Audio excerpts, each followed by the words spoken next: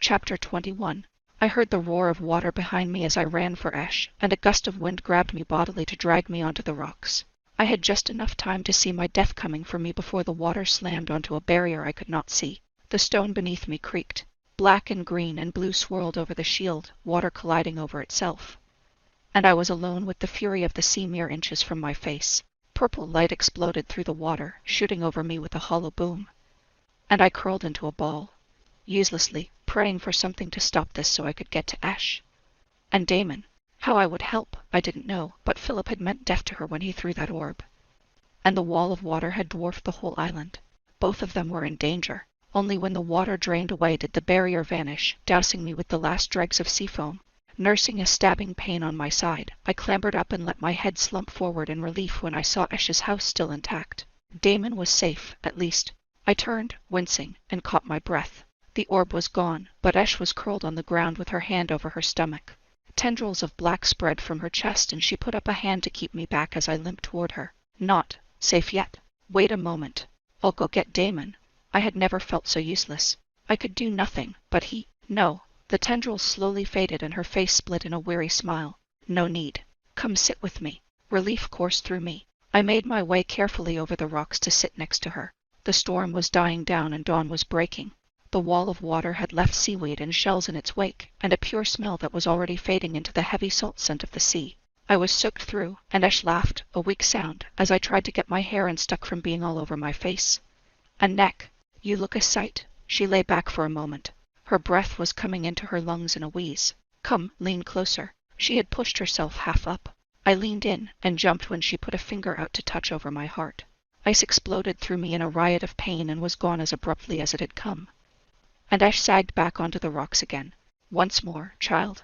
Come here. I don't have the strength to. I leaned in, my brow furrowing. But you're going to be fine, aren't? Her finger touched my brow this time.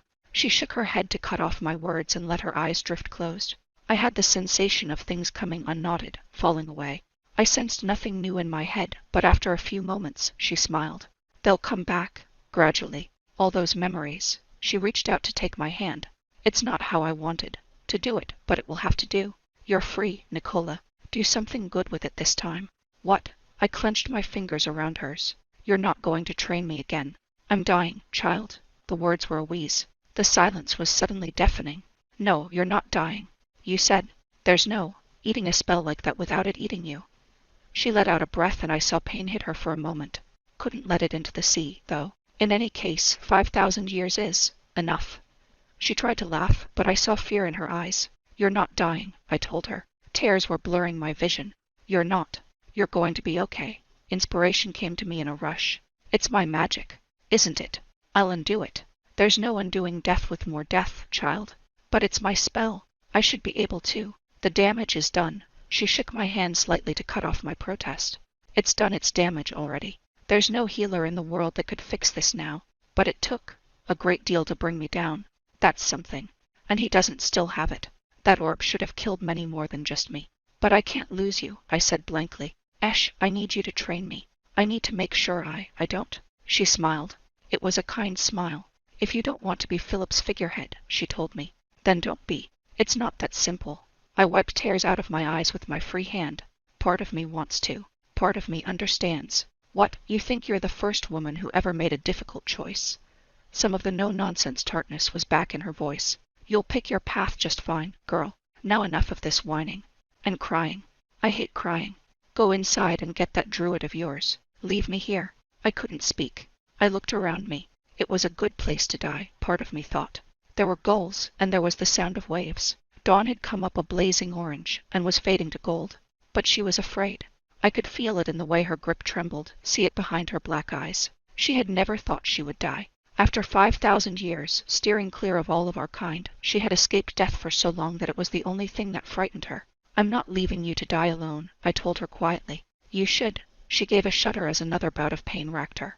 Death isn't pretty. No. The memories were trickling back now. You don't think so? Undignified, she managed. To quick and to slow all at once. I wish it would be over. I hate waiting for things, especially things I didn't want to start with. She let her breath out and stared up at the sky. I felt a tear make its way down my cheek. I could speed this for her. I could take the pain and the fear away in an instant. But then her last moments on Earth would have been spent afraid, and I didn't want that. Damon made a forest for us to travel through, I told her. I was looking out at the ocean. He says it's in the same world this island is. There was no one else there, no humans. I saw birds and rabbits, though, squirrels, beetles. At night, he would make us beds of moss to lie down on. I looked over and saw her watching me, head tilted. Something in her face had eased as she lost herself in the picture I was building. When I went to sleep at night, I told her, it was with my head not an inch from the earth. I could smell the leaves, the way they crumbled into loam. There were beetles and centipedes and spiders I would see sometimes, making little homes, eating the leaves. Those leaves fed the moss and the acorns, too. I would see them sprout sometimes, break through the soil. I saw leaves unfurling. Sometimes there were beetle shells or bones, but it wasn't a graveyard. All of it was alive. Esh gripped my hand. I've seen a soul leave a body, I told her. It dissolves into the world like the beam sunlight makes on water. There's peace in it. There's sunshine and wind. You aren't held in a body anymore. You can fly with the birds, and you do. You'll be part of the sea, Esh. You'll be in the waves in the dawn. She closed her eyes and turned her face away from me. When I broke off unsteadily, she shook her head. Keep talking. The memories were flooding back. You told me you grew up in a tiny twist in the river. You said you loved the mornings. There were crickets singing and your mother hummed lullabies to your baby brother while she cooked. Do you remember? Yes. Her voice was a breath. I began the spell. It seeped out of my fingers and into hers. Sleep. It took her pain slowly, and I watched her face ease. I grew up in a city, I told her. Town. It barely deserved the name.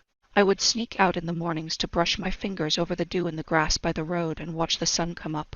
I loved dawn. I loved the new day.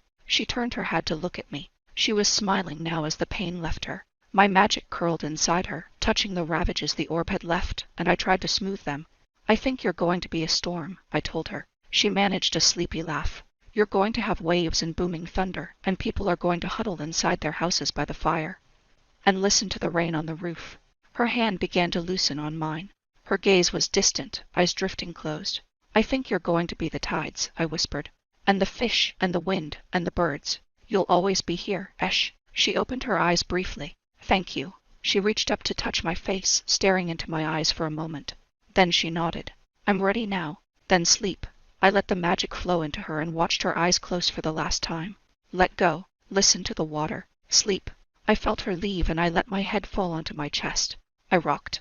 My mouth was gaping silently with sobs. Her hand was limp in mine and I held it in both of mine. I had done all I could, given her the only thing I could give her, and now she was gone.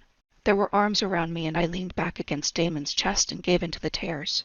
I was too tired to pull myself away, to try to stand on my own. I can't do this anymore. My mouth shaped the words, but there was no sound to them. I can't do this. It hurts too much. It seemed like a very long time until the tears passed. Damon did not move. He held me until I pushed myself up and wiped at my face, and then I saw him staring down at Esh's body. He'd seen. The realization came like a blow. He'd seen. Of course he'd seen. He'd watched me kill someone. I shoved myself up and stumbled away. There was blood sticky on my side from the rocks. Nicky. He stood up to follow me, his face troubled. I had no choice, I told him. I threw the words at him, even knowing they weren't enough. She was dying anyway, and she was scared. I didn't want her to be afraid.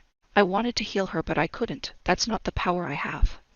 I stared at him across the rocks. I did the only thing I could, I said pleadingly, and I knew it wasn't enough. Nicky. He stepped towards me. I can't. I turned and ran from his open arms, into the shadows of Esh's house. I couldn't face him. He'd known who I was since the audience with Tarek, but he'd never truly seen what I was. And I couldn't bear to see him realize it.